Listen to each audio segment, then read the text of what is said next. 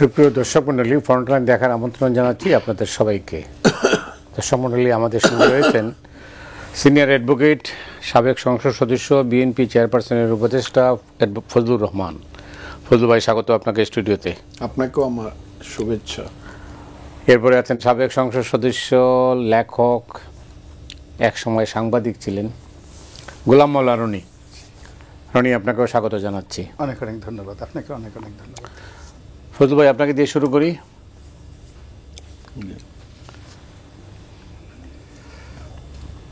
অভ্যুত্থানের পর 165 দিন বাদে আপনারা দুইজনের সঙ্গে আমাদের কথা হচ্ছে, মানে আজকের এই টক শো। তো এই 165 দিন পর বাংলাদেশ কোথায় দাঁড়িয়ে আছে বা আমরা কোথায় দাঁড়িয়ে আছি? আপনি যদি বলতে চান যে আমি আরও কিছু বলবো, রাজনীতি বলেন, অর্থনীতি বলেন, সামাজিক অবস্থা বলেন, সামগ্রিক প্রেক্ষাপটে আমরা এখন কোথায় দাঁড়িয়ে আছি? আপনাকে অসংখ্য ধন্যবাদ। যারা আমাদের কথা শুনছেন, আমি তাদেরকে সালাম জানাচ্ছি। আসসালামু আলাইকুম। আমার সাথে যিনি আছেন, যদিও আমার অনুজ, কিন্তু জ্ঞানে গুণে তার অভিজ্ঞতায় উনি বাংলাদেশে একজন নামকরা ব্যক্তি। দীর্ঘদিন যাবৎ বাংলাদেশের রাজনৈতিক বিশ্লেষণে উনি যে বক্তব্য রাখেন, আমি মনোযোগ দিয়ে ওনার কথা শুনি। আজকে ওনার সঙ্গে আমি বসেছি, এখান থেকেও আমি অনেক কিছু জানতে এবং বুঝতে পারবো। আপনি যে কথাটা বলেছেন, 165 দিন চলে গেল।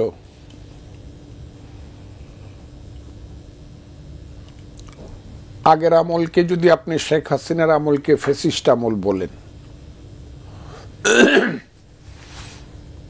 সেখানে অনেক অত্যাচার অবিচার ছিল, জেল জুলুম ছিল, মানুষ শঙ্কায় থাকতো। প্রত্যেক সময় আমি নিজেই মনে করতাম যে কোনোদিন আমি জেলে যেতে পারি অথবা গুম হয়ে যেতে পারি। এগুলো ছিল, কিন্তু খুব সুস্পষ্ট ছিল ব্যাপারটা আমার সামনে। বাংলাদেশের রাজনীতি, তখন রাজনীতির ব্যাপারটাই মুখ্য ছিল, খুব সুস্পষ্ট ছিল। আমি বুঝতাম যে তখনকার সরকার কতটুকু যেতে পারে এবং কি করতে পারে। এখন আমার কাছে মনে হয়েছে বাংলাদেশটা একটা গার্জেনলেস, অভিভাবকহীন একটা রাষ্ট্রে পরিণত হয়েছে। এখানে কোনো অভিভাবক নাই। আমি মনে করেছিলাম এবং আমরা মনে করেছিলাম যে অধ্যাপক ডক্টর মোহাম্মদ ইউনূস, উনি এত উঁচু ব্যক্তিত্বের একজন মানুষ, সারা পৃথিবীব্যাপী আমাদের মুসলমানদের মধ্যে বাঙালি মুসলমানের প্রথম নোবেল লরিয়েট। আমি এমনও বলেছি 100 বছরের মধ্যে উনিই বোধহয় অরাজনৈতিকভাবে সুসন্তান বাংলার। কিন্তু আজকে উনার ব্যাপারে আমার মোহভঙ্গ হতে চলেছে। আমি খুব সুস্পষ্টভাবে বলি, মোহভঙ্গ হতে চলেছে। কারণ উনাকে আমার মনে হয় না যে উনি বাংলাদেশের রাজনীতির আসল খুঁটি বা ব্যক্তিত্ব, যিনি সব কিছুকে কন্ট্রোল করছেন, ম্যানেজ করছেন, মানুষকে আশান্বিত করছেন, অথবা একটা বিকাশের পথে বর্তমান অবস্থাকে নিয়ে যাচ্ছেন। আমার কাছে মনে হচ্ছে প্রতিদিন সকালবেলা থেকে ঘুম থেকে উঠেই মনে করি গতকালের চেয়ে আজকের দিনটা অনেক বেশি কঠিন। আমি প্রথম থেকে যে কথা 5ই আগস্ট 6ই আগস্ট রাজনৈতিক দলগুলোর মুখে শুনেছিলাম, বিশেষ করে এখন রাজনৈতিক দল বলতে বড় দল বিএনপি এবং জামাতে ইসলাম, আমার কাছে মনে হয়েছিল তাদের মধ্যে, বিশেষ করে জামাতে ইসলামের মধ্যে বোধহয় একটা গণতান্ত্রিক উদারতা এসেছে। তারা বোধহয় 71 সনের অন্ধকারের দিনগুলো থেকে তারা আলোকিত অবস্থায় বেরিয়ে আসবে বা আসার চেষ্টা করছে। কিন্তু এখন মনে হয়েছে বাংলাদেশ আরো অন্ধকারের দিকে যাবে কিনা। যদি মানুষ যেতে না দেয় তাহলে সেটা ভিন্ন কথা। জনগণ যদি যেতে না দেয়, মুক্তিযুদ্ধের পক্ষের জনগণ, কারণ এইমাত্র আমি শুনে আসলাম যদি কেউ অসাম্প্রদায়িকতা, ধর্মনিরপেক্ষতা, প্রগতিশীলতা, গণতন্ত্র এইসব কথা কেউ বলে, সে নাকি বাংলাদেশের সবচেয়ে বড় শত্রু বলে একজন বলল। ওরাই হলো বড় শত্রু যারা ৭২-এর সংবিধান চায়, মুক্তিযুদ্ধ বলে। আমি শুনলাম বাংলাদেশে এই কথাগুলো আমাকে ৭৭ বছর বয়সে শুনতে হবে। মুক্তিযুদ্ধের ৫৩ বছর পরে বসে আমি একজন মুক্তিযোদ্ধা কমান্ডার, আমাকে এই কথাগুলো শুনতে হবে। এর আগে আমার মৃত্যু হলে ভালো হতো। এই দেশে যারা ধর্মনিরপেক্ষতা বলে এবং গণতন্ত্রের কথা বলে এবং দ্রুত নির্বাচন দেওয়ার কথা বলে, এরা সবাই হলো ভারতের দালাল, পেড এজেন্ট অফ ইন্ডিয়া। একজন বলল একটু আগে, আমি বাসা থেকে বের হওয়ার আগে শুনলাম। এই কথাটা কিন্তু এখন আস্তে আস্তে একটা দল, একদল মানুষ বলতে শুরু করেছে এবং তারা এটা বলতে চাচ্ছে যে বাংলাদেশে মুক্তিযুদ্ধ হয় নাই ৭১ সনে। মুক্তিযুদ্ধ হলেও এটা কোনো উল্লেখযোগ্য ব্যাপার না, এটা ভাইয়ে ভাইয়ে একটা ঝগড়া হয়েছিল। আসল মুক্তিযুদ্ধ হয়েছে ৪৭ সনে এবং ২৪ সনে। এবং অলরেডি আমি যা শুনলাম, মুক্তিযোদ্ধা মন্ত্রণালয়ের বোধহয় একটা বিশাল অংশ নিয়ে নতুন মুক্তিযোদ্ধা মন্ত্রণালয় খুলেছে অথবা খুলতে যাচ্ছে, যে ২৪কে নিয়ে একটা মুক্তিযোদ্ধা মন্ত্রণালয় খুলতে যাচ্ছে। এখন যুদ্ধটা শুরু হয়ে গেছে। ৭১ সন মুক্তিযুদ্ধ ছিল কি ছিল না, ওই মুক্তিযুদ্ধের উপরে তার চেতনায় বাংলাদেশ চলবে কি চলবে না আমি দেখছি না। একদল মানুষ যাদের হাতে এখন ক্ষমতা আছে, তাদের পিছনে একটা ব্ল্যাক পাওয়ার আছে। ব্ল্যাক, আমি আবারও বলছি, কালো শক্তি তাদের পিছনে আছে। তাদের শক্তিতে বলিয়ান হইয়া তারা সবকিছু বদলায় ফেলছে। আমি খুব বেশি দূরে যাব না। ৪টা স্তম্ভ ছিল বাংলাদেশের, মূল নীতি ছিল ৭২-এর সংবিধান, যে সংবিধান ৩০ লক্ষ মানুষের রক্তে বেরিয়ে এসেছে, যে সংবিধান, যে যত কথাই বলুক, ৭২-এর সংবিধান পৃথিবীর মধ্যে অন্যতম একটি সংবিধান, যে যত কথাই বলুক। আমি সেই সংবিধানের ৩টি মূলনীতি বা স্তম্ভকে বাদ দিয়া শুধু একটিকে রেখে অনেকগুলো, এইগুলাকে বলা হয় সৎ কথা, ওই যে মানবাধিকার ও মুক্তমুখ, এইগুলার পিছনে কোনো থিসিস না। এটা তো সুপারিশ, এখন তো বাস্তবায়ন হয়নি। তো এই যে প্রস্তাবগুলো আসতেছে, সেই প্রস্তাবগুলোর উপরে এখন আমি আজকে আবারও শুনেছি যে ওইসব কথা যারা বলবে, যে মুক্তিযুদ্ধের স্তম্ভ যে বাদ দেওয়া হচ্ছে, যারা বলবে তারা হলো এদেশের স্বাধীনতা, তারাই রিয়েল স্বাধীনতা বিরোধী। ফজলু ভাই, আমাকে এখানে থামতে হবে। অনেক ধন্যবাদ এই পর্যায়ে। কুল্লামুল আরনি, ফজলু ভাই যেটা বললেন তার কথা যদি আমি ঠিক মতো বুঝতে পারি, তাহলে আমার মনে হয় ক্রস রোডে দাঁড়িয়ে আছি আমরা। আপনাকে ধন্যবাদ মতি ভাই। ফজলু ভাইয়ের সামনে আসলে কথা বলাটা আমার জন্য স্পর্ধার বিষয়। আমরা যারা ছাত্র রাজনীতি করি, হোয়াট এভার মেবি, যে কোনো দলেরই, এই ছাত্র রাজনীতিতে স্বাধীনতা পূর্ববর্তী নয়, পরবর্তী, যাদেরকে আমরা গ্র্যান্ড লিডার হিসেবে জানি, মানে লিডার অফ অল, তাদের মধ্যে আমার সামনে যিনি বসে আছেন তিনি অন্যতম। তাকে বলা হয় রাজনীতির চারণ কবি। রাজনীতির বক্তৃতাটাকে যিনি কবিতায় রূপান্তরিত করেছেন। তো তিনি যখন কথা বলছিলেন, তখন আসলে আমার আমি আসলে অন্যান্য টকশোতে দীর্ঘদিন যাবৎ কথা বলি, অনেকের সাথে কথা বলি, বাট কি বলতে হবে আমি আসলে ওরকম চিন্তা ভাবনা করিনি। তো উনি যেটাই বলেছেন, unconditionally I do agree with him. এটা তার অভিজ্ঞতার কারণে, তার প্রজ্ঞার কারণে, তার মেধার কারণে, এবং তিনি যে দৃষ্টিভঙ্গি নিয়ে বাংলাদেশকে দেখেন, ওটাকে যদি কাউকে বুঝতে হয়, মূল্যায়ন করতে হয়, তাকে একটা মুক্তিযুদ্ধ মোকাবেলা করতে হবে। তাকে ছাত্রলীগের মতো একটা সংগঠন সবচেয়ে খারাপ অবস্থায় চালাতে হবে সভাপতি হিসেবে। এরপরে ক্ষমতার কাছাকাছি থেকে ক্ষমতার বিরুদ্ধে। ফলে ফজলুর রহমান সাহেব যেটা বলবেন, এটাকে যদি আমি জাস্ট মনে করি যে না, এটা কথার কথা হবে না, যারা বাংলাদেশে তাকে মূল্যায়ন করবে না, দলের ভিতরে বা বাইরে, আমি মনে করি যে এটা আমাদের জাতির জন্য দুর্ভাগ্য। এখনও আমাদের এই বাংলাদেশের প্রবলেমটা কি, এই মুহূর্তে ডক্টর মোহাম্মদ ইউনূসের প্রবলেমটা কি, যে প্রবলেমটা আমার নেই বা ফজলু ভাইয়ের নেই। সেই প্রবলেমটা হলো যে আমরা নিজেদের জায়গাতে আমরা ভালো আছি, যার যার অবস্থানে আমরা ভালো আছি, কিন্তু সামগ্রিকভাবে দেশের কথা যখন আমরা চিন্তা করি উই আর ফ্রাস্ট্রেটেড। কিন্তু যারা এখন রাষ্ট্র পরিচালনা করছেন তারা নিজেদের জায়গাতেও ভালো নেই, নিজেদের চেয়ারও ভালো নেই, পরিবারও ভালো নেই, এবং যে কাজ তারা করছে সেটা পুরো জাতিকে বিপদগ্রস্ত করে ফেলেছে। আমি মাঝে মাঝে চিন্তা করি যে ডক্টর মোহাম্মদ ইউনূস এখানে কেন এসেছেন। অতি সম্প্রতি তিনি নুরুল কবির সাহেবের সঙ্গে যে সাক্ষাৎকারটি দিলেন, তো সেটা শুনে আমার কাছে মনে হলো যে ওনার তো কোনো পূর্ব প্রস্তুতি ছিল না, তার কোনো ডিজায়ার ছিল না। তিনি জাস্ট বলেছে আসো, এসেছি, জাস্ট এ টেস্ট কেস। তা আমার কাছে মনে হয় না যে ৮৬ বছর একজন মানুষ সারা দুনিয়া চড়িয়েছেন, যাকে বলা হয় one of the marketing genius. পৃথিবীতে ফিলিপ কটলারকে যদি বলা হয় ফাদার অফ দ্য মার্কেটিং, তাহলে ফিলিপ কটলারের আব্বা যদি কেউ থাকেন তাহলে ডক্টর মোহাম্মদ ইউনূস। তো সেই মানুষ কোনো কিছু না ভেবে চিন্তে এখানে এসেছেন, নট লাইক দ্যাট। আমি নিজে ওনার সঙ্গে এই আগস্ট মাসের সম্ভবত জুলাই মাসের মাঝামাঝি উনি আমেরিকা থেকে হঠাৎ আমাকে একটা টেলিফোন করলেন, ডক্টর মোহাম্মদ ইউনূস সাহেব, এটা ধন্যবাদ দেওয়ার জন্য যে ওই সময়টা তার খুব একটা ক্রিটিক্যাল টাইমে আমি তাকে নিয়ে একটা লেখা লিখলাম নয়া দিগন্তে, এবং হি was so happy.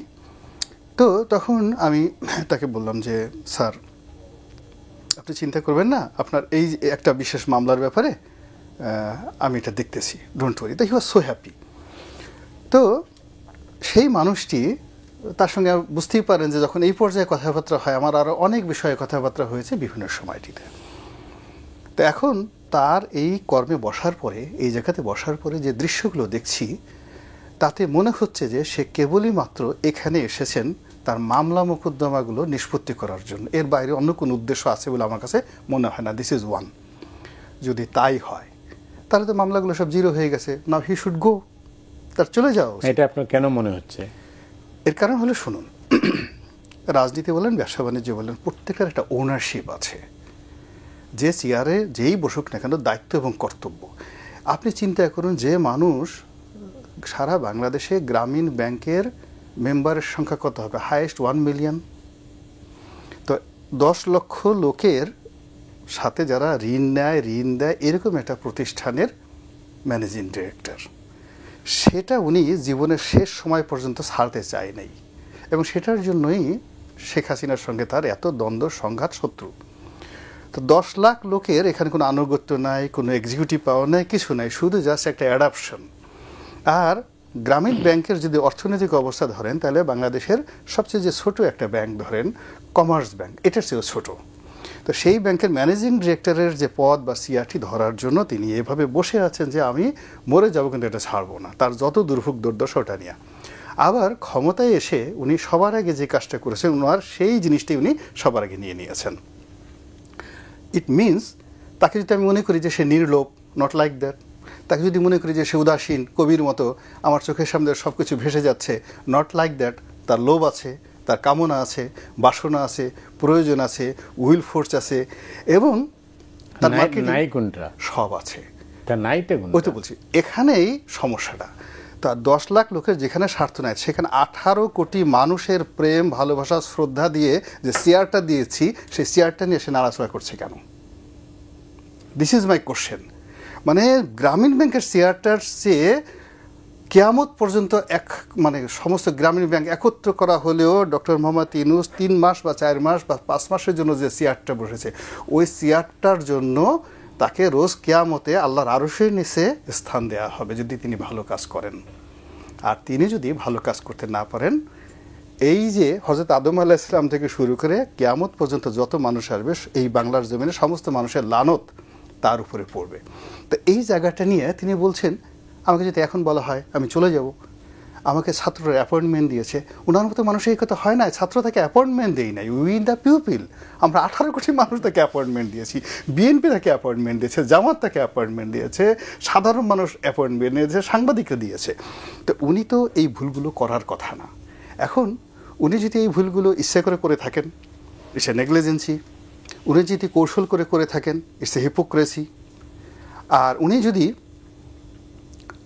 Out of age, 86 বছর বয়স হয়ে গেছে, ওনার কোনো কিছু মনে থাকে না, ভোলা ভালা হয়ে গেছেন, তাহলে তো মানে তাই এই পদে তিনি যোগ্য নন। এর কারণ হলো এটা এমন একটা পদ, এই চেয়ারে বসে আমরা সবাই ভাটির দিকে যাচ্ছি, অর্থাৎ দুটো ওয়ে, অর্থাৎ রাষ্ট্রের ক্ষমতা নিয়ে সবসময় উজানে যেতে হয়। তো উজানে যাওয়ার জন্য গুণ টানার শক্তি থাকতে হবে, নৌকার হাল ধরার ক্ষমতা থাকতে হবে, মাঝি মাল্লা থাকতে হবে। You must have a being a captain, you must have a leadership quality. ওখানে ওনার 100টা নোবেল পুরস্কার থাকুক, ডাজ নট ম্যাটার। আপনি চিন্তা করেন, যদি নোবেল পুরস্কার হিসেবে তাকে কোয়ালিফাইড করতে চান, তাহলে তার মধ্যে আর অং সান সুচির মধ্যে 1 কোটি গুণ ডিফারেন্স। অং সান সুচি অক্সফোর্ড থেকে পাশ করা, তার বাবা ওই জাতির পিতা, এবং তিনি সারা জীবন রাজনীতি করে তারপরে সামরিক শাসকদের দ্বারা সারাটা জীবন তিনি মানে নির্যাতিত হওয়ার পরে এখন তার পরিণতি কি দেখেন, জেলখানাতে আছে। তো যদি অং সান সুচির অবস্থা এই হয়, এবং ওনার পিছনে পুরো ওয়েস্ট যে পরিমাণ ইনভেস্ট করেছে তার কোটি ভাগের 1 ভাগও কিন্তু ডক্টর মোহাম্মদ ইউনূসের প্রতি করে নাই। তো এখন উনি নোবেল পুরস্কার পেয়েছেন, ভালো কথা। ইট ডাজ নট মিন এখানে রাজনীতির ময়দানে এটার 2 পয়সার কোনো মূল্য নেই, কোনো 2 পয়সার মূল্য নেই, বরং এটা একটা লায়াবিলিটিস। এখানে তার সবার আগে থাকতে হবে নেতৃত্বের গুণাবলী, যোগ্যতা। কিন্তু এখানে আমরা যেটা দেখতে পাচ্ছি, তার ওই যে বললেন না যে সব কিছু আছে কিন্তু সে কোনো কিছু শো করছে না। খেলিছে বিশ্ব নিয়ে বিরাট শিশু আনমনে, ওইরকম মনে হয় যে এত বিরাট একটা মানুষ, তিনি এই পুরো রাষ্ট্র ব্যবস্থা 18 কোটি মানুষের জীবন নিয়ে তিনি আনমনে খেলাধুলা করছেন। আমার কাছে ওইরকমই মনে হচ্ছে। আর এই খেলাধুলার কারণে কি হচ্ছে, আপনি এরকম আমরা যে গ্রামে যে চরকিতে উঠি না, চরকিতে ছোটকালে উঠেছি, ওঠার পর যে ভয়টা লাগে না, আপনি মতিভাবে উঠছেন কিনা আমি জানি না, ওইটাকে রথ বলে। তো রথের উপর ওঠার পরে যে একটা ভয় লাগে, নামার সময় যে একটা ভয়, তা আমার ওই যমুনার দিকে তাকালি ডক্টর মোহাম্মদ ইউনূসের কথা না মনে হইলে আমার মনে হয় যে রথ থেকে আমি নামতেছি, কোথায় পড়ে যাবো এখন, এরকম একটা হার্টবিটের মতো একটা অবস্থা তৈরি হয়েছে। অনেক ধন্যবাদ আপনাকে। ফজলু ভাই, আপনি জানেন যে যেটা বলছিলাম শুরুতেই 165 দিন হয়ে গেছে। 165 দিন আগে যে স্লোগানটা আমাদেরকে আলোড়িত করেছিল সেটা ছিল কোটা না মেধা। সেই স্লোগানটা কিন্তু আবার গত রাত থেকে আমাদের কানে ভাসছে। বিশেষ করে মেডিকেলে ভর্তি পরীক্ষা নিয়ে যা হলো বা যা হয়েছে তা নিয়ে, কোটা না মেধা, আপনার বক্তব্য কি, আপনি কিভাবে দেখছেন?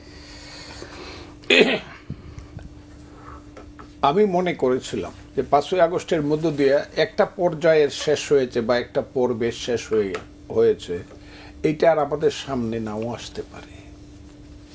কিন্তু 5ই আগস্টে আমাদেরকে যা বলা হয়েছিল এবং যে এখন যা হচ্ছে, এবং 5ই আগস্টের আগে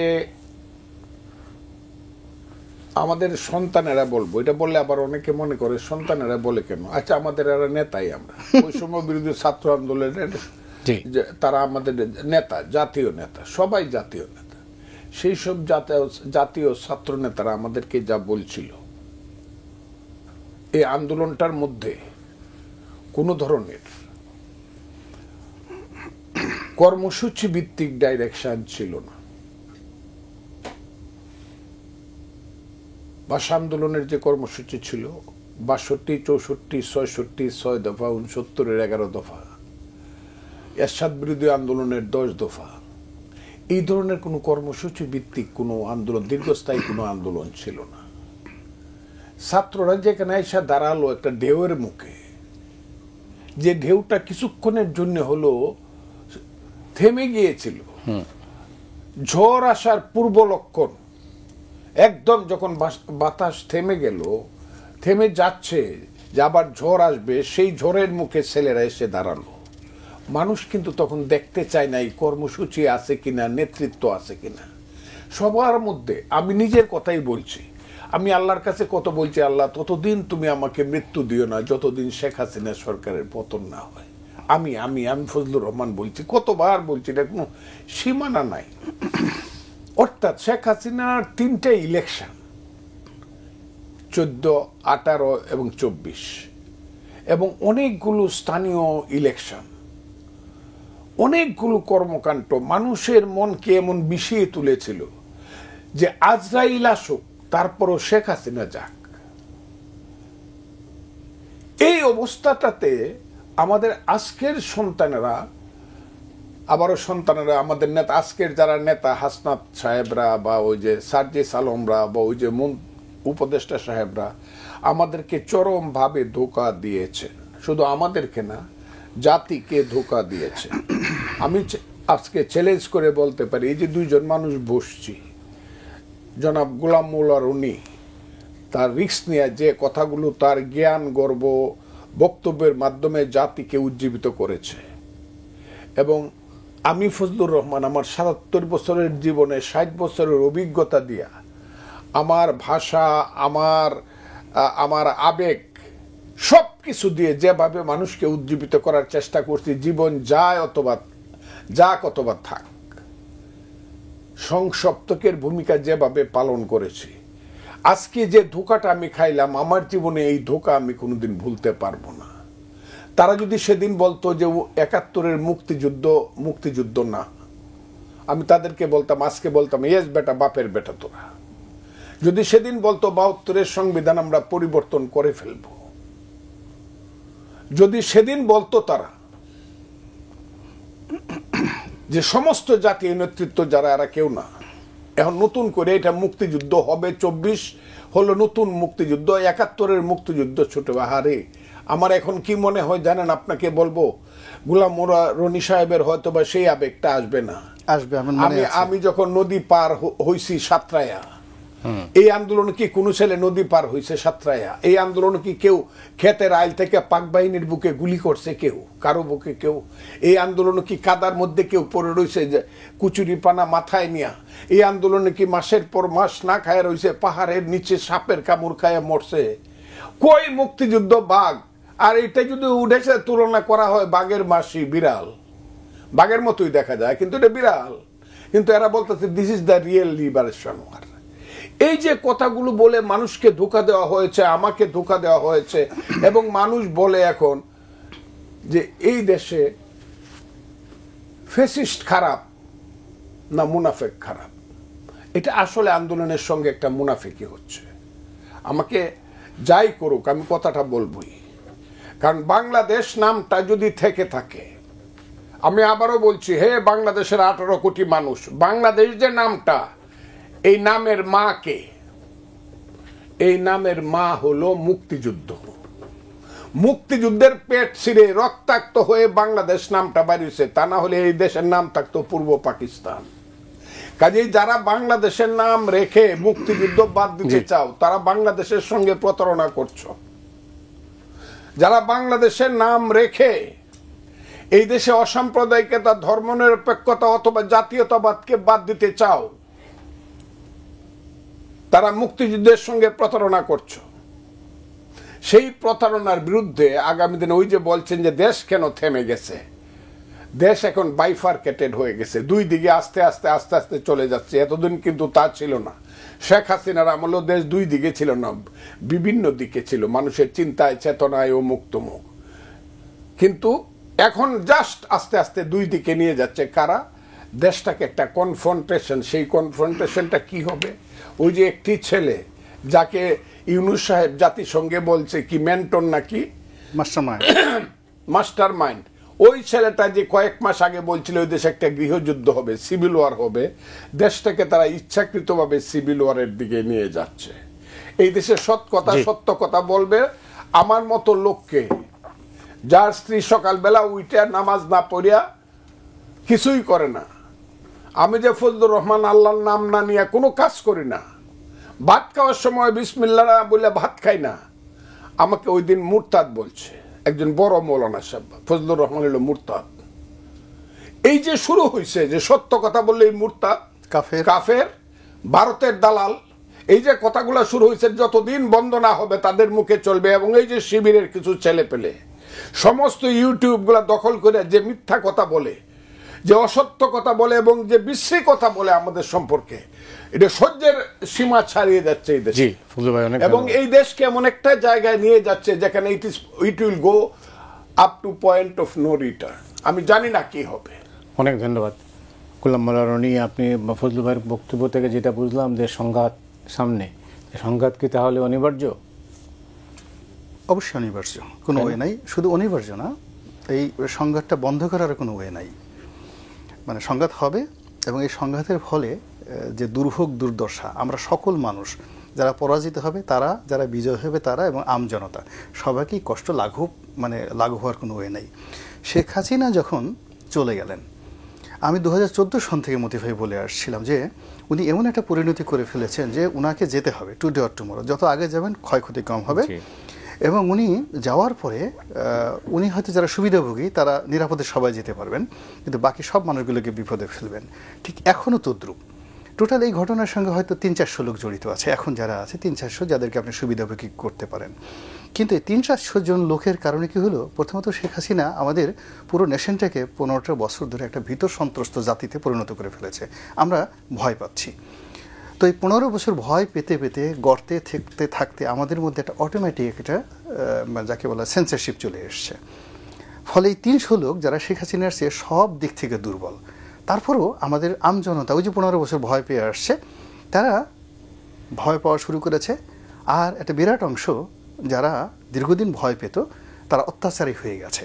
আমরা ওই যে বলি না আইএমএ জাহেলিয়াত, আইএমএ জাহেলিয়াত মনে হলো যে এখানে আইএমএ জাহেলিয়াতের মানে প্রথম দুটো শব্দ হলো অজ্ঞতা এবং মূর্খতা। তো যখন একটা মানুষের মধ্যে অজ্ঞতা থাকে, না জানে এবং সে মূর্খ হয়, এখানে তখন তার চোখের উপর পর্দা পড়ে, মস্তিষ্কের মধ্যে অন্ধকার দেখা দেয়, সে কিছু দেখে না এবং সেই যুগটিকে বলা হয় আইএমএ জাহেলিয়াত। আশ্চর্য করার ব্যাপার হলো যে এই মুহূর্তে যারা মুক্তিযুদ্ধর ইতিহাস পাল্টাতে চাচ্ছে তারা কেউ মুক্তিযোদ্ধা নন। মানে এখন যারা বলতে চাচ্ছেন মুক্তিযুদ্ধের বিরুদ্ধে তারা প্রথমে কেউ মুক্তিযোদ্ধা নন, নট এ সিঙ্গেল ওয়ান। তাহলে মুক্তিযুদ্ধ সম্পর্কে তাদের অজ্ঞতা রয়েছে। এই মুহূর্তে যারা সংবিধান নিয়ে কথা বলছেন, আমি তো ছোট মানুষ, আইনের ছাত্র, উনি প্র্যাকটিস করেন, ওনারা সংবিধান সম্পর্কে তাদের মূর্খতা একেবারে স্পষ্ট। আমাদের সংবিধান যেভাবে হয়েছে, যেভাবে লিখিত হয়েছে, এটার জন্য যে বিধি, এটার জন্য যে বিধান, এটার জন্য যে ইতিহাস, প্রত্যেকটার যে ধারাবাহিকতা আছে, এই ধারাবাহিকতাটা আর কোনো অবস্থাতেই দ্বিতীয়বার সম্ভব নয় এই জাতির মধ্যে। আমরা কেন বলি 1000 বছরের শ্রেষ্ঠ বাঙালি, কেন বলি 1000 বছরের মধ্যে এই একবার 71 মুক্তিযুদ্ধ হয়েছে, কেন 1000 বছরের মধ্যে হয়নি কেন? এই 1000 বছরের ইতিহাস আপনি তাদেরকে জিজ্ঞাসা করেন, তখনই তাদের মূর্খতা টের পেয়ে যাবেন। এখন তারা সংবিধান বোঝে না, মুক্তিযুদ্ধ করেনি, মুক্তিযুদ্ধ বুঝে না। তারপরে একটা আইন যখন তৈরি করতে হয় আপনাকে একটা জুডিশিয়াস মাইন্ড থাকতে হবে, জুরিসপ্রুডেন্স আপনাকে জানতে হবে, আপনাকে কাস্টম জানতে হবে, মানে প্রথা জানতে হবে। এবং আপনি একটা জাতি, যে একটা জাতির মধ্যে একটা প্রথা, যেমন আমরা পান্তা ভাত খাই, আমেরিকার লোক তো পান্তা ভাত খায় না। তো এই যে আমরা যে পান্তা ভাত খাই, এটা কেন আমাদের এই প্রথাটা আমাদের মধ্যে আসলো? আমরা হাজার হাজার বছর ধরে আমাদের এই মাটির সঙ্গে, খাদ্যের সঙ্গে আমাদের যে অভ্যাসটা জড়িত, এই অভ্যাসের উপর নির্ভর করে আইন হয়, এই অভ্যাসের উপর নির্ভর করে আদালত হয়, অভ্যাসের উপর নির্ভর করে বিচার হয়। আমাদের এই আদালতে কেন ইন্ডিয়ান সুপ্রিম কোর্টের আইনকে আমরা প্রেসিডেন্স হিসেবে মানি, কেন আমরা লাহোর হাইকোর্টের প্রেসিডেন্স মানি, কেন আমরা ইংল্যান্ডের কোর্টের রায়কে, টর্ট লকে আমরা মানি না? এই জিনিসগুলো, এই যে যারা সংবিধান পরিবর্তন করবে, উনি তো আইনেরই ছাত্র না, কিন্তু এই টোটাল বিষয়গুলো হলো কি, সব মিলিয়ে দেখা গেল যে পুলিশ সংস্কার কমিশন করছে, সংবিধান সংস্কার কমিশন করেছে, নির্বাচন সংস্কার কমিশন করেছে। যিনি করেছেন, আমি বললাম যে ভাই আপনি নির্বাচন সংস্কার কমিশন করেছেন, আপনি কি জীবনে কোনোদিন নির্বাচন করেছেন? আপনার আপনজন কেউ কি এমপি ইলেকশন করেছে? আপনি কি জানেন যে একটা এমপি ইলেকশন করতে, চেয়ারম্যান ইলেকশন করতে কয় টাকা হয়, ঘুষ দিতে হয় কয় টাকা? আপনি কি জানেন যে এমপি মন্ত্রীর যে টিয়ার চুরি করে, এই চুরি কিভাবে করে? আর চুরি করার সময় গোডাউন থেকে যখন ব্যাগ বের করে চুঙ্গা মেরে কীভাবে পার ব্যাগ থেকে চাল চুরি করে নেয় এবং ওইটা যখন এমপি সাহেব কীভাবে ম্যানেজ করতে হয়, এই জিনিসগুলো কি আপনি জানেন? না, জানি না। তাহলে বলে আপনি সংস্কার করবেন কীভাবে? হাউ? আপনাকে তো টোটাল নির্বাচন ব্যবস্থাটা বুঝতে হবে। তাই দেখেন, টোটাল প্রক্রিয়ার সাথে আমাদের দেশের যে ট্রেডিশনাল রাজনীতি যারা করেন, আমাদের দেশের যারা সংবিধান বুঝেন, বা সারা দুনিয়াতে যারা সংবিধান লিখেছেন, তো এইরকম কোনো মানুষকে আমরা পাইনি এই টোটাল প্রক্রিয়ার মধ্যে। ফলে কি হলো, আপনি যদি কোনো কম্পাউন্ডারও না, রাস্তায় যে আপনার দেখা গেল যে চুল কাটে নাই, কোনো দিন চুল কাটে নাই মিস্টার বিন, হঠাৎ করে নিজে চুল কাটতে বসছে, তো একজন লোক এসে মনে করলো যে এইটাই বোধহয় নাপিত, তো তাকে বললো তুমি চুল কেটে দাও, সে চুল কাটা শুরু করলো। তো চুল কাটা শুরু করার পরে সেখানে যে বিপত্তিগুলো ঘটলো, মিস্টার বিনের সেই বিখ্যাত, এখন এখানকার অবস্থা হয়েছে এই, যেই লোকগুলো যে কাজ করছে তাদের কারোরই সেই কাজ করার কোনো অভিজ্ঞতা নেই। না থাকার কারণে কি হলো, ফজলু ভাই খুব সুন্দর করে একটা কথা বলছেন। শেখ হাসিনার জমানাতে আমাদের ভয় ছিল, তো পিছনে যখন ভয় থাকে দৌড় দেওয়ার কিন্তু একটা রাস্তা থাকে। আমাদের একটা চাপ ছিল, উই হ্যাড এ প্রেশার। তো যখন একটা প্রেশার থাকে আমরা তখন ওই দাঁড়ানোর জন্য, প্রেশারের অ্যাগেনস্টে দাঁড়ানোর জন্য একটা শক্তি থাকে। কিন্তু বর্তমান জমানাতে মনে হচ্ছে কিয়ামতের আলামত, কিয়ামতের ইসরাফিল সিংহায় ফু দিলে যেভাবে মাধ্যাকর্ষণ শক্তি মহাকর্ষণ শক্তি জিরো হয়ে যাবে, তখন একটা পিপলার যে ওজন আর হিমালয় পাহাড়ের যে ওজন ওই কিয়ামতের সময় সেম হবে। এখন এই বাংলাদেশে সেম অবস্থা হয়ে গেছে, একটা পিপলার যে ওজন হয়ে গেছে আর হিমালয় পাহাড়ের ওজন সেম হয়ে গেছে। এই সমাজে আপনি মিস্টার সার্জিস আমাদের জাতীয় নেতা আর মিস্টার ফজলুর রহমান, এই দুজনের মধ্যে 19-20 পার্থক্য। এর কারণ ওনার বয়স 77 বছর, তার বয়স হয়তো 27 বছর, এছাড়া অন্য কোনো পার্থক্য নেই। সবাই মনে করছে যে এই ভালো। তো এই যে আমরা একটা কিয়ামতের আলামতের মধ্যে পড়েছি, যেখানে আমাদের যে টোটাল গ্র্যাভিটি, হ্যাঁ, এটা আমরা হারিয়ে ফেলেছি সমাজের। আপনি দেখবেন যে, আপনি কি শঙ্কিত? আমি শুধু এখানে শঙ্কার পর্যায়ে নাই, তো কেয়ামতে তো কেউ শঙ্কিত নয়। কেয়ামতের ময়দানে পড়ে গেলে করে কি মানুষ প্রথমে ভাসতে থাকে এবং সে পাগল হয়ে যায়। আমি আজকে একটা লেখা লিখেছি বাংলাদেশ প্রতিদিনে, সেটা হলো কনফিউজড, পুরো জাতি কনফিউজড। এখন আজকে আমরা যে আছি আমরা সবাই কনফিউজড এখন এই অবস্থাতে। আর এই কনফিউশন কেমন, যেহেতু আমাদের ভার নাই, আমরা শুধু ঘুরতেছি, আমরা এখন বুঝতেছি না কোথায় যাচ্ছে, কি হচ্ছে, আমাকে কে নিয়ে ইরানে ফেলা হবে বাতাসে, নাকি সমুদ্রে নিয়ে যাবে, না নিচে নিয়ে যাবে, আমি এই অবস্থার মধ্যে আছি। একেবারে দুনিয়াতে কিয়ামতের পূর্ব লক্ষণের মধ্যে আছি। আর ভয় ভীতি আসলে হাসরের ময়দানে গিয়ে আসে, যখন বিচারের মুখোমুখি হয়, সেখানে গিয়ে সবাই ইয়ানফসি করে। তা আমরা এখনও ওই যেহেতু ইয়ানফসির পর্যায়ে আসিনি, এখনও পর্যন্ত আমাদের যে যার ওজন হারিয়ে কাঁদছি, উই আর ক্রাইং। ব্যবসায়ীরা কাঁদছে, রিক্সাওয়ালা কাঁদছে, ছোটো ছোটো ক্ষুদে ব্যবসায়ীরা কাঁদছে, সাংবাদিকরা কাঁদছে, হয় everybody, somebody weeping, somebody crying, এবং কিছু মানুষ কান্নার ভাষা হারিয়ে ফেলেছে, শুধু আকাশের দিকে তাকায়। এটা কেন হলো, কিভাবে হলো? অনেক ধন্যবাদ আপনাকে ফজলু ভাই। এবার আপনার কাছে আসছি, আসলে এত কিছু আলোচনা যা শুনলাম দুজনের কাছ থেকে, তাহলে আমাদের গন্তব্য আসলে কোথায়? আমাদের সঠিক গন্তব্য যদি পৌঁছতে হয় বা গন্তব্যের পথে যদি শুরু করতে হয়, যাত্রা শুরু করতে হয়, তাহলে একমাত্র এই দেশের মালিক যারা, তাদের কাছে যাওয়া দরকার। মালিক কারা? একটা দেশের মালিক হইল জনগণ। তাদের কাছে খুব দ্রুত যাওয়া দরকার যে এই বাড়িটা আপনাদের, এই বাড়ির পাহারাদার আপনারা কাকে রাখবেন আপনার নিরাপত্তার জন্য। কাজে আমি কথাটা যদিও রূপ করতে বললাম, মূল কথাটা হলো দেশের যদি সঠিক পথে যাত্রা শুরু করতে হয় তাহলে আপনাকে একটা নির্বাচনের পথে খুব দ্রুত হাঁটতে হবে, চলতে হবে, এবং এটার একটা গাইডলাইন দিতে হবে।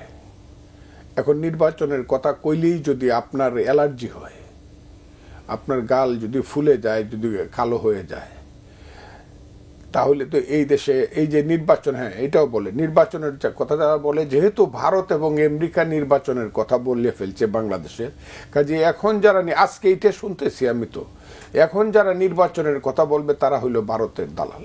এবং নির্বাচনের কথা বললেও ভারতের দালাল। এই দেশের মানুষ তার ভোটাধিকার প্রয়োগের মাধ্যমে তার প্রতিনিধি ঠিক করবে যারা এই দেশ আগামী দিনে কিভাবে চলবে, সব কিছু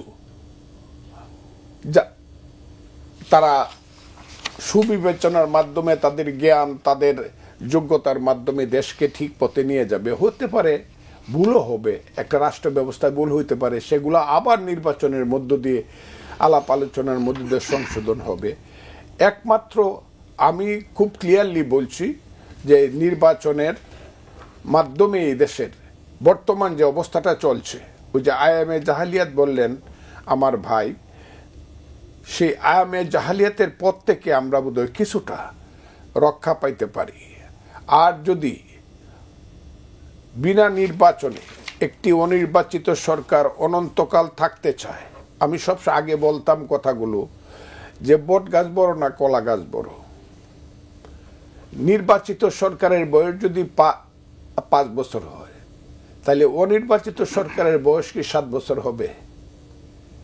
এই যে দেশ, যে দেশে আমরা খুব আনন্দ করে 5ই আগস্টের পরে ইউনূস সাহেবের মতো একজন মহান ব্যক্তিকে আনলাম, উনি যে পরিচয় দিচ্ছে, অকল্পনীয়ভাবে মানুষ হতাশ হচ্ছে। আপনি জানেন না 5ই আগস্টের আগে মানুষ যতটা হতাশ ছিল, যতটা বিক্ষুব্ধ ছিল, আস্তে আস্তে কিন্তু তার চেয়েও অনেক কঠিন দিকে কিন্তু মানুষ যাচ্ছে।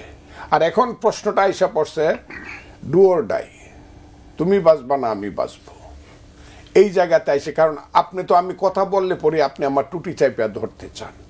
আমি যখন সৎ কথা, সত্য কথা, দেশের কথাগুলো বলি, মুক্তির কথাগুলো বলি, মুক্তিযুদ্ধের কথাগুলো বলি, আপনি তো আমার গলা টিপে ধরতে চান। শুধু তাই না, আপনি আমাকে একদম মনুষ্যত্ব এবং বিবেকের বাইরে এমন কিছু কথা বলেন। আপনি ইউটিউবগুলা দেখেন, এবং ইউটিউবগুলা কন্ট্রোল করে একটা কালো শক্তি বাংলাদেশে। কালো শক্তি, এদের ইউটিউবের শক্তি আছে বলে এরা সমস্ত ব্যাংক দখল করছে, সমস্ত ফাইন্যান্স ইনস্টিটিউট দখল করছে, সমস্ত কি বলবো স্বাস্থ্য ব্যবস্থা তারা দখল করছে। এখন আবার সমস্ত অ্যাডমিনিস্ট্রেটিভ পোস্টগুলো নতুন নতুন যেগুলো দেওয়া হচ্ছে, সবগুলো তাদের কথা ছাড়া হচ্ছে না। ইভেন গ্রাম অঞ্চলে আপনি যাবেন, আমি যা শুনি সহ্য হয় না। আমার সাথে 1 লাখ মানুষ, ফজলুর রহমান বলে বা গোলাম মোল্লা রনি বলে বা আরেকজন বলে, আরেকটা ছেলের সাথে বাপেও জানে না যে আমার ছেলে কোনোদিন জীবনে এই দেশের জন্য 1 ফুটা ঘাম জড়াইছে বা পলিটিক্স করছে। সেই ছেলে যে কথা বলতেছে সেই কথাই অ্যাডমিনিস্ট্রেশন শুনতেছে, কারণ তার নাম হলো সমন্বয়ক। সমন্বয়ক শুনলে পরেই কাঁপিয়ে উঠে মানুষ।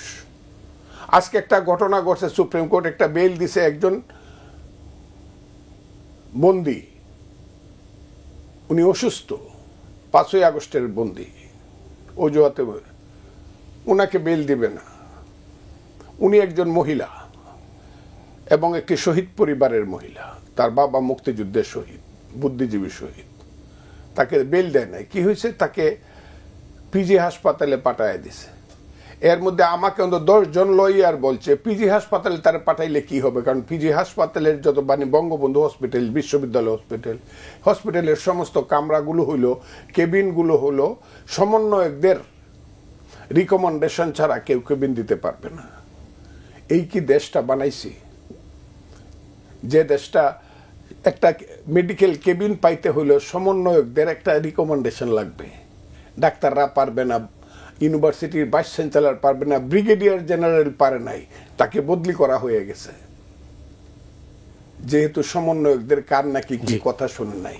এই যে দেশটা হইছে, এখন এই দেশে কার কাছে যাব? এই যে আমার রনি ভাই বলল, গোলাম মোল্লা রনি আমার অনুজ প্রতিম, আমি তাকে খুব বেশি ভালোবাসি। এই যে বলল, কার কি নাম ছিল, কে কি ছিল, আজকে আমাকে তাদের পিছনে পিছনে তাদের অনুগ্রহের উপরে, অনুকম্পার উপরে দেশে বাঁচতে হবে। এই জন্য তো আমি বলি যে এই দেশে আমার মৃত্যু অনেক শ্রেয়। অনেক ধন্যবাদ আপনাকে। এই দেশটা ঠিক করতে হলে খুব ক্লিয়ারলি আবারও বললাম আপনাকে। না, আপনার সুযোগ পাবেন আবারও। Thank you very much. অনেক অনেক সুযোগ পাবেন। ফজলুল ভাইয়ের কথা থেকে যেটা আমরা বুঝতেছি, উনি নির্বাচনটাকেই বেশি গুরুত্ব দিচ্ছেন, বলছেন নির্বাচনে এই মুহূর্তে যে সংকটের সমাধান হতে পারে নির্বাচনে। আপনি কি ভাবেন? না, এতে কোনো সন্দেহ নেই, কিন্তু এখানে সমস্যাটা হলো যে নির্বাচনটা এই সরকার করতে পারবে এবং সেখানে তার কথা মতো পুলিশ চলবে, তার কথা মতো টিওনও চলবে, এটা আমার কাছে এখন মনে হচ্ছে না যে ওই পর্যায়ে আছে।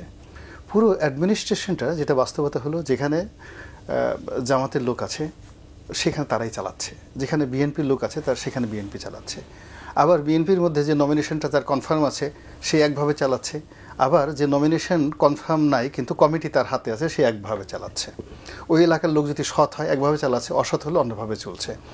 ফলে এই যে বাংলাদেশের পুরো 460টি বা 500টি উপজেলা, এই 500টি উপজেলাতে অ্যাটলিস্ট 10টা করে হোল তৈরি হয়ে আছে, মৃত্যুকূপ তৈরি হয়ে আছে। এখন সেই মৃত্যুকূপটা ইলেকশন দেওয়ার পরে এটা নিয়ন্ত্রণ করবে রাষ্ট্রশক্তি, মিলিটারি, পুলিশ, অন্যান্য আইনশৃঙ্খলা রক্ষাকারী বাহিনী।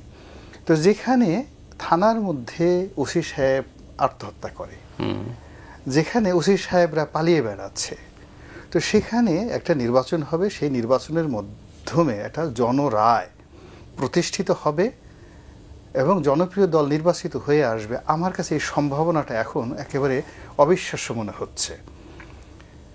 কেননা আমরা যে অন্তর্বর্তীকালীন বলেন, তত্ত্বাবধায়ক বলেন, যা কিছু বলেন, এটাকে আমরা 91 থেকে এই পর্যন্ত যেটা দেখে এসেছি যে এই সময়টাতে প্রশাসনটা নিউট্রাল হয়ে যায়।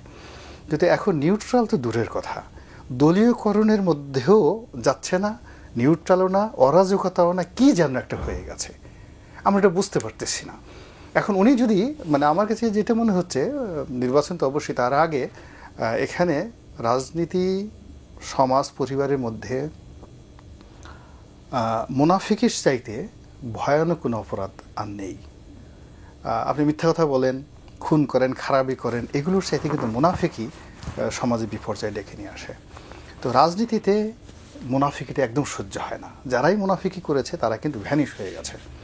তো এই মুহূর্তে যারা রাষ্ট্র পরিচালনা করছেন, আমি মনে করি তারা যদি খুব স্ট্রেট ফরওয়ার্ড ওয়েতে বলেন যে আমরা যে কোনো কারণে একটা প্রেক্ষাপটে এসেছিলাম, ভালো কথা, আমরা আরও 2 বছর থাকতে চাই, এই কারণে থাকতে চাই যে আমরা এই অল্প সময়ের মধ্যে অনভিজ্ঞতার কারণে, আমাদের কোনো অভিজ্ঞতা ছিল না, আমরা এই কদিনে বুঝেছি যে এই পুলিশের এই পদগুলো এরা জামাত নিয়ে নিছে, পুলিশের এই পদগুলো বিএনপি নিয়ে নিছে, এখন দুইজনে গন্ডগোল করতেছে, আমাদের কোনো কমান্ড নেই, আমরা এর অপারেশন চাচ্ছি।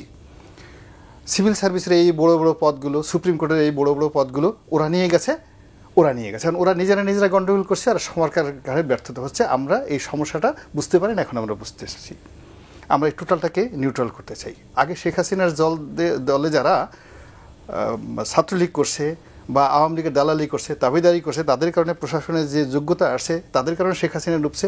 আবার তাদেরকে যদি আলাদা পিছনে রেখে যদি আবার নতুন আর এক দলধারী লোকরে আনি, তাহলে পরিবর্তন হলো কি? এখন আমরা একের সমস্ত এই যে আমাদের আগের যেমন যারা ছাত্রলীগ, তাদেরকে আমরা চিনে ফেলেছি, আবার এই অল্প সময়ের মধ্যে যারা নতুন দলের দলীয় পরিচয় নিয়ে সামনে আসে তাদেরকেও চিনে ফেলেছি। এখন আমরা সবগুলোকে ফিনিশ করে আমরা সত্যিকার যোগ্য লোক যারা আছে তাদেরকে যোগ্য পদে দেব উইদিন 1 মাসের মধ্যে, নাম্বার 1। 2 নম্বর হলো যে আমরা এত দিনের মধ্যে 6 মাস, 1 বছর, 2 বছর, 3 বছর, 4 বছর, 5 বছর, যা বলবেন তাই, এই সময়ের মধ্যে আমরা এই কাজগুলো করতে চাই। যদি আপনারা আমাদের সঙ্গে থাকেন তাহলে আমরা আসি, নাহলে আমরা পদত্যাগ করে সেখানে চলে গেলাম, সসম্মানে আপনারা অন্য জায়গাতে দেখেন। এই একটা মাত্র মানে সরল স্বগক্তি এবং সততা কেবলমাত্র তাদেরকে বাঁচাতে পারে, জাতিকে বাঁচাতে পারে। আদারওয়াইজ সে আপনি আপনাকে আমার কাছে একটা বিষয় জানার আছে। মিশরে যে বিপ্লব হয়েছিল, মিশরের বিপ্লবের পরে সেখানে যা ঘটেছিল, বাংলাদেশে কি সেটা ঘটতে যাচ্ছে বলে আপনার মনে হয়? না, বাংলাদেশে সেটা ঘটতে যাচ্ছে না। মিশরে যেটা ঘটেছিল সেটা হলো মিশরের জামাতেরই যেটা মুসলিম ব্রাদারহুড, ওই ঠিক সেই মতাদর্শের। তো তারা তাদের যে কনজারভেটিভ, তারা রাষ্ট্র ক্ষমতায় চলে গেছে এবং খুব দ্রুত তারা পুরো দেশটাকে একটা 100% কনজারভেটিভ ইসলামাইজেশনে যেতে চাচ্ছিল। সেনাবাহিনী থেকে শুরু করে সব জায়গাতে একটা র্যাডিক্যাল চেঞ্জ তারা করতে চাচ্ছিল। এটা মানে ওখানকার সমাজ সেটা মেনে নেয়নি তাড়াহুড়োর কারণে। আর বাংলাদেশের যে জিনিসটা হচ্ছে, এখানে যে সব কাজ জামাত করছে, নট লাইক দ্যাট। এখানে জেলখানা থেকে যারা সন্ত্রাসী বের হয়েছে তারা করছে কাজ। আপনি দেখেন এই নিউ মার্কেট থেকে পুরো এলাকাতে ময়লার ব্যবসা, ডিশের ব্যবসা থেকে শুরু করে যা কিছু হচ্ছে কারা করছে। এই যে যত নিয়োগ বুদ্ধিগুলো হচ্ছে তারা করছে। মানে হাসপাতালের যে সিট বরাদ্দ কারা করছে, ডাক্তারদের নিয়োগ বদলি কারা করছে। তো এখানে অ্যাটলিস্ট এই মুহূর্তে 100টার উপরে মানে একটা ভেস্টেড সিন্ডিকেট দাঁড়িয়ে গেছে। তারা বাস কাউন্টার নিয়ন্ত্রণ করছে, ময়লার গাড়ি নিয়ন্ত্রণ করছে, এবং এদের কারোর সঙ্গে সরকারের সম্পর্ক নেই। মানে সরকারের কোনো লোক, মানে সমন্বয়কদের লোক, সরকারের লোক যে সিন্ডিকেট করে যে টোটাল কাজটা করছে, এরকম অবস্থানে আপনি গিয়ে দেখেন আগে যেখানে গুলিস্তানের একটা ফুটপাতে 3 জন হকার ছিল, পুলিশ সেখান থেকে ঘুষ নিত। এখন সেই 3 জনের জায়গায় যেয়ে দেখেন যে 30 জন হকার চলে আসছে। আর এই হকারকে কেন্দ্র করে হকাররা মার্কেটের মধ্যে মানে লোক ঢুকতে দিচ্ছে না। এবং সেখান থেকে এই যে যারা চাঁদা তুলতেছে তারা সেই টাকা কি সমন্বয়কদের দিচ্ছে, পুলিশদের দিচ্ছে, আওয়ামী লীগের দিচ্ছে না বিএনপি দিচ্ছে, নোবডি নোজ।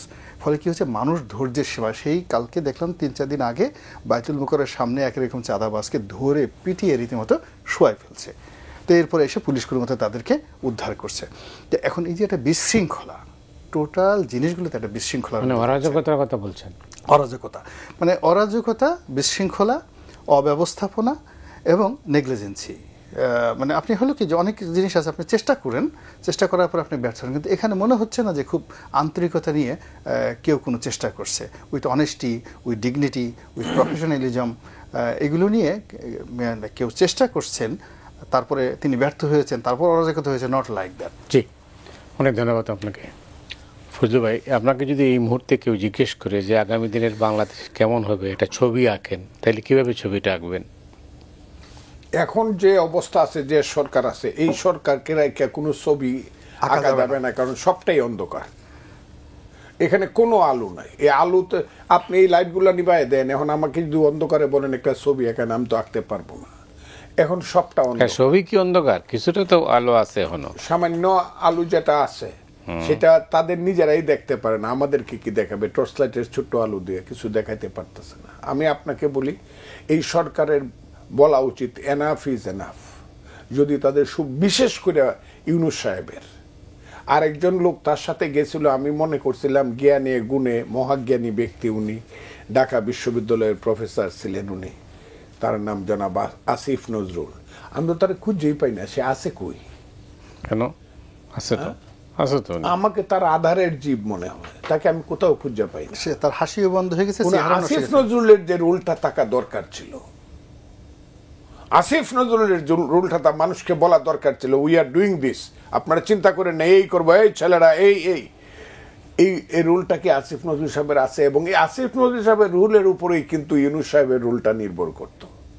এখন যদি দেশকে বাঁচাইতে হয়, তাদের বলা উচিত যে ইয়েস, সব বসেন আপনারা, আবার সমস্ত দল মত নিয়ে সবাইকে ডাকবে, সবাইকে, এবং সমস্ত প্রশাসনিক যে কর্তা ব্যক্তিরা আছে, এবং যারা একদিন শেখ হাসিনাকে প্লেনে করে পাঠায়, অনেকে বলে তার জীবন রক্ষা করছে, অনেকে বলে তারাই পাঠায় দিছে, আমি সেই তর্কে না গিয়ে বলবো তারাই এখনো শক্তিশালী। প্রত্যেক থানায় থানায় তাদের যে অফিসিয়ালরা আছে, তারা এলো last hope of this government, last power, তার নাম হলো মিলিটারি। এবং তাদের কিন্তু আছে কি পাওয়ার বলে, এটাকে ম্যাজিস্ট্রেসি পাওয়ার আছে। এই তাদেরও বড়দেরকে নিয়ে বসতে হবে, বসে সমস্ত মানুষ বসে করতে হবে এই দেশ কিভাবে বাঁচবে। এই সরকারের উপরে আর নির্ভর করার কোনো অর্থ হয় না। তাহলে আরো কালক্ষেপণ হবে, সময়ক্ষেপণ হবে, আরো অন্ধকার হবে দেশ, আরো দুর্যোগের দিকে যাবে। আমি কথাটা বললাম। এবং বসে একমাত্র পথ হলো সবাই মিলে বসে একটা সঠিক নির্বাচন কমিশন যদি হয়ে থাকে, হয়েছে একটা সঠিক তত্ত্বাবধায়ক সরকার করা এর মধ্যেই, এবং যার পিছনে সমস্ত শক্তি যেটাকে আমরা সোভারিন পাওয়ার বলি, তারা থাকবে, যে একটা to hold a free fair এবং আনকোয়েশ্চেনেবল ইলেকশন ইন দিস কান্ট্রি। সেইটা যদি করতে পারেন, আপাতত ধরেন একজন এমপি হইল, একজন মন্ত্রী হইল, একজন প্রধানমন্ত্রী হইল, একটা দল ক্ষমতায় আসলো বা একটা জোট ক্ষমতায় আসলো, তাকে আপনি গিয়ে প্রশ্ন করতে পারবেন, তার বিরুদ্ধে অভিযোগ করতে পারবেন। সেও এই দেশের মানুষকে গিয়ে বলতে পারবে যে তুমি আমাকে নির্বাচিত করছো, আমার কথাটা একটু শোনো, তোমরা এইভাবে চলো। নেতৃত্ব যদি আপনি ঠিক করতে না পারেন, where there is no Muhammad no Islam, কথাটা, where there is no Muhammad there is no Islam, where is there is no leader in a country, সেইখানে কোনো ধরনের ব্যবস্থা নাই, সুব্যবস্থা নাই। কাজে লিডারশিপ আপনাকে ক্রিয়েট করতে হবে, সেই লিডারশিপটা আসবে through a process of election. এইটা কি যারা বলে, এই কথাটা বললে পরেই সবাই ওই যে সরকারে যারা আছে, কারণ এদের ভিতরে ভিন্ন চিন্তা আছে। জি ফজলু ভাই, আমাদের শেষ করতে হবে, আপনার হাতে 1.5 মিনিট সময় আছে এবং আমরা শেষ করব। আমি এই 1.5 মিনিটে আমার সমস্ত মানে আকুতি দিয়ে আমি স্মরণ করতে চাই যে আগস্ট মাসের 5 তারিখের আগে আমরা সবাই মজলুম ছিলাম। আমরা সবাই মনে প্রাণে চেয়েছি শেখ হাসিনা চলে যাক, আমরা একটা সমৃদ্ধ বাংলাদেশ চেয়েছি। এই 5 মাসের মধ্যে আমাদের মধ্যে যে বেদনা তৈরি হয়েছে, এই বেদনাগুলো যারা তৈরি করেছে তাদেরকে বুঝতে হবে যে 5 তারিখের আগে তারা কেমন ছিল, আমরাও সেই পর্যায়ে ছিলাম। ফলে আমাদেরকে, আমরা যারা কথা বলছি, কেউ যদি শত্রু মনে করে, এনিমি মনে করে, তাহলে আলটিমেটলি আমাদের ক্ষমতা, মানে এই যে যারা শেখ হাসিনা বিরোধী আন্দোলনে যে যার মতো জায়গা থেকে শুরু করে, আমি একটা সিটিং এমপি, সেই সিটিংয়ে 2009 সন থেকে আমি ফাইট করছি, 14 সন থেকে আমি ফাইট করছি, আমার বাড়ি ঘর তছনছ করে ইটটা পর্যন্ত খুলে নিয়ে গেছে শেখ হাসিনার সরকার। ফলে এই শেখ হাসিনার মানে রেজিমের বিরুদ্ধে আমার যে কন্ট্রিবিউশনটা, এটা আমার অস্থিমজ্জার সাথে মিশে গেছে। এখন যদি দেখা গেল যে 2 দিনের একটা ছেলে, সে যদি ভাতকে বলা হয় অন্য, এরকম একটা কি এরকম একটা ইয়ে আছে, এখন সে যদি এসে বলে যে এই ছেলেকে, উনিকে, এই জিনিসগুলো আমাদেরকে আহত করে। মূল ব্যাপারটা হলো যে আমরা সেই 5 তারিখের আগে সবাই মিলে, সাহিত্যিক ছিলেন, সাংবাদিক ছিলেন, আপনি ছিলেন, আমি ছিলাম, উনি ছিলেন, আমাদেরকে ক্ষমতা দেওয়ার দরকার নাই, পদ পদবি দেওয়ার দরকার নাই। আমরা যেই কাজ করতেছিলাম, আমরা সরকারের সমালোচনা করতেছিলাম, সত্য কথা বলতেছিলাম। তো শেখ হাসিনাকে আপনি জাহিল বলেন, ফ্যাসিস্ট বলেন, সেটা কোনোদিন আমার গলা টিপে ধরে নাই। কোনোদিন ছাত্রলীগের কোনো ছেলে যেন ফজলুর রহমান সাহেবের কলার ধরে নাই, আমার সামনে এসে কখনো ছাত্রলীগের ছেলে অপমান করে নাই। আমি কেন এই সমাজে এসে এখন অপমানের শিকার, আমার ভিতরে কেন আতঙ্ক থাকবে? And that is the basic problem. আপনি সমাজের মনে করেন যে সব লোক তো ক্ষমতা চায় না, কিন্তু এই প্রবলেম বা এই সমস্যার সমাধানটা কোথায়? সমাধান হলো যাদের হাতে ক্ষমতার এখন চেইনটা আছে, টর্চ লাইটটা আছে, তারা সেই টর্চ লাইটটা শুধুমাত্র আয়নার উপর ফেলতেছে, আয়নার উপর ফেলে শুধু নিজেদের মুখটা দেখতেছে। তারা যদি একটু ফিরে পিছনের দিকে দেখাইতো, জনগণের মুখের দিকে দেখাতো, হোয়াট দে আর টেলিং, আমাদের চোখ কি বলছে, আমাদের মুখ কি বলছে, ঠোঁট কি বলছে। আয়নার পেছনে দেখা যায় না। না না না, আমি ওটা বলিনি। তারা আয়নার দিকে তাকিয়ে আয়নার দিকে টর্চ দিচ্ছে, টর্চ দিয়ে সে কি করছে, নিজের চেহারাটা দেখতেছে। তা আমি বলছি যে আয়নার দিকে না তাকিয়ে সে জনগণের দিকে তাকাতো, জনগণের দিকে যদি টর্চ লাইটটা ফেলতো, তাহলে আমাদের আই কন্ট্যাক্টটা বুঝতে পারতো। গোলাম আল্লাহ রনি, আপনাকে অনেক অনেক ধন্যবাদ। ফজলু ভাই, আপনাকেও অনেক ধন্যবাদ। আপনাকে অনেক হাতে সময় নেই, না অন্য একদিন আপনাদের দুজনের সঙ্গে আবার বলবো, এই প্রত্যাশা রইল। দর্শক মণ্ডলী, আজ এ পর্যন্ত। আপনারা সবাই ভালো থাকুন।